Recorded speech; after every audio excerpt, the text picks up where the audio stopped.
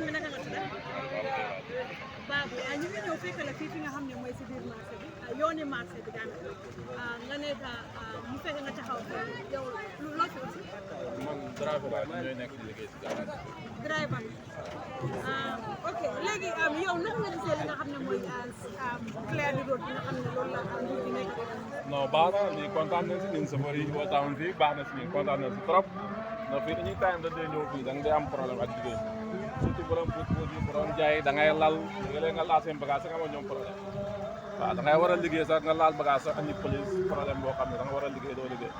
kontaan nañ si trop lii moom su ma lay continuer ñun ànd nañ ak yéen kontaan nañ si trop tanaa si ànd ak ngeen si ànd waaye am na jigéen yoo xam ne ñu bëri ñu ngi complain ne waaw noonu la jigéen ñi ñoom dañuy daan seen doole pour ñoom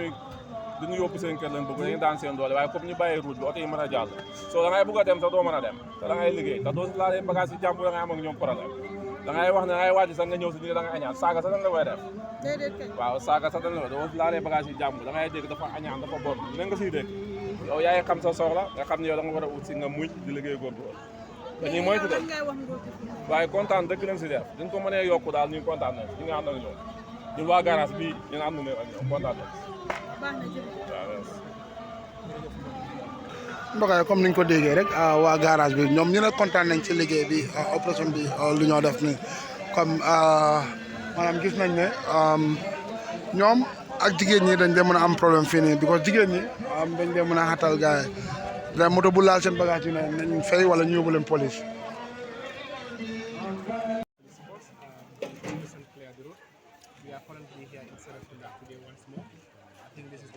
since we started the decisive phase of the Operation Clear the Road. Since we started the decisive phase of the Operation Clear the Road. In Serekunda, we've been to Bakote, we've been to Serekunda Expand Junction, and today we are here at Babun Fati Junction,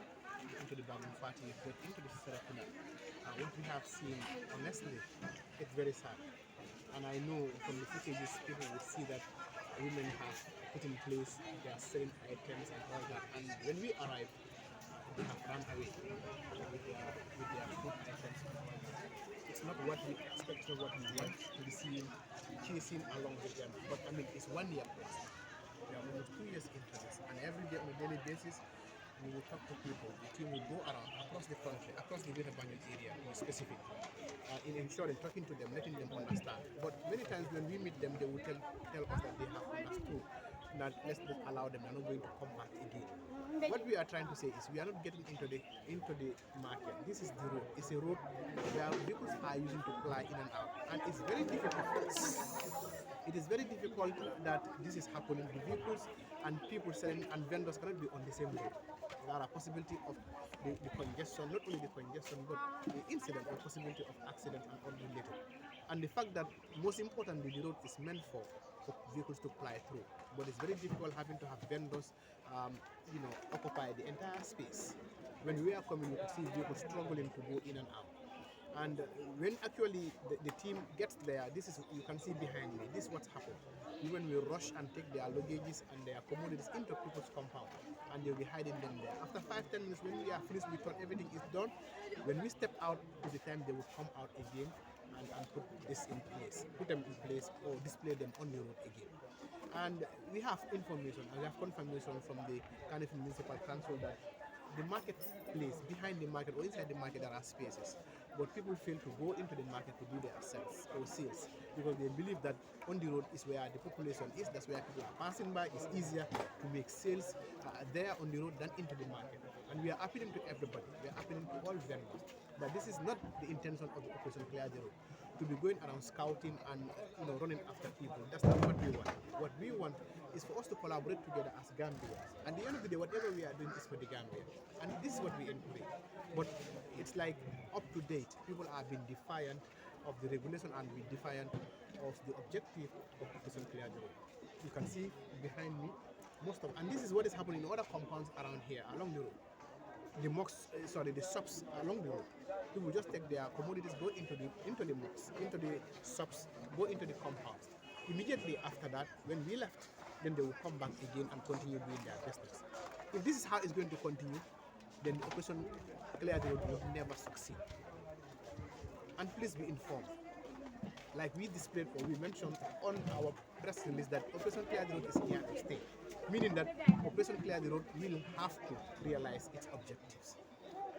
If it means that we'll be coming in and out, going on a daily basis with them, that's not a problem. But what we want to tell them to understand is KMC has already informed us that there are spaces in the market. Let them go into the market and do the sales there and avoid and leave the road, the main road into the market. This is not the market, this is a road out of the market going into the main road. Thank you.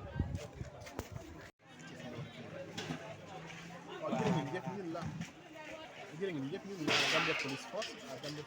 parce que ñoo ñëwaate pour cover loo xam ne mooy activité si mooy Operation Clear the Road. Operation Clear the Road nag xam nañ ne loolu mbir ne ñu ngi fi daanaka at ak lu ko tegu léegi te bés bu nekk ñu si kaw yoon pour gis ne daal ñëpp a ñoo xam ne ay bind la ñuy jaaykat ñoo xam ne ñoo dee lal si kaw yoon pour gis ne daal ñu bàyyi loolu ñu dugal si marché bi bàyyi yoon def ko yoon pour oto yi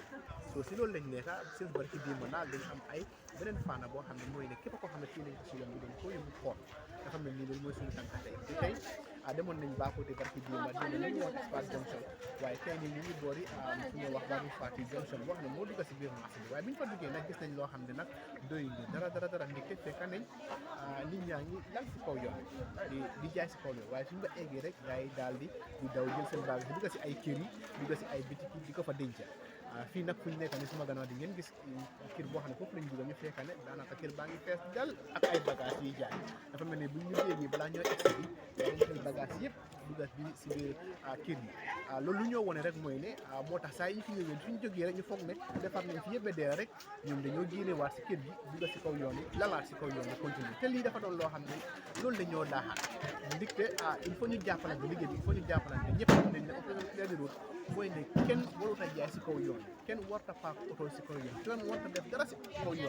yoon yi dem na ñëw na pour jaay pour moto yi di daw rek la waaye daal bii dafa doon loo xam ne ñu ko commencé ba tey dafa mel ni am nañ si tolof yooyu lañ toll te lu ñoo wax nit ñi rek mooy ne am nañ ay cadre yu leer ne KMC wax nañ si marché am nañ ay place yoo xam ne nit ñi mën nañoo dem si biir place yi si biir marché bi jaay waaye ñu bëri dañoo wax ne si kaw yoon yi yoo xam ne foofu la nit ñi dee jaar foofu la moto yi dee jaar dafa mel ni pour jaay bi foofu la gën a am doole so moo tax ñu bëri si kaw yoon bi lañ dee ñëw pour jaay so loolu nag dafa doon loo xam ne amul ak loi te amul ne amul ak loi ba nguur gi bind nañ ne woon nañ askan yëpp Gambien bi yëpp lii loo xam ne dañ koo def nañ ko bàyyi amul ak loi si yow kaw yoon bi loolu lañ nekk lu ma wax nit ñi mooy ne rek fu mu toll nii Operation Clear the Road fu mu toll mooy ne léegi dañu jël ay jumtuyaay yoo xam ne képp ko xam ne téye nañ ko rek dañ koo yóbbu koot si loolu lañ nekk nii te Operation Clear the Road su nekkee nii la ñoo continuer di dem suñ ñëwee rek gars yi dem suñ jógee foofu rek gars yi dellu si waat dafa mel ni opération bi kon dafa mel ni du jee mbaa du soksi te opération bi wax nañ ne dafaa soksi opération bi wax nañ ne dafaa continuer dafaa nekk fii ba ñu gis ne daal loo xam ne moo tax ñu jóg loolu ñu am ko si kaw loolu nag damaa ñaan képp koo xam ne ñu ñoo seetaan jamono bii nii su nekkee ne yow da nga bokk si ñoo xam ne yaa ngi ñaan jaay si kaw yoon yi o yaa ngi def any business activity koo xam ne si kaw yoon bi la nekk nga jàppale ñu nga dem uti place boo xam ne foofu la war pour nga mën a def business su kaw loolu da ngaa gis ne liggéey boo tax mu jóg ñu mun a réaliser suñu objectif jërëjëf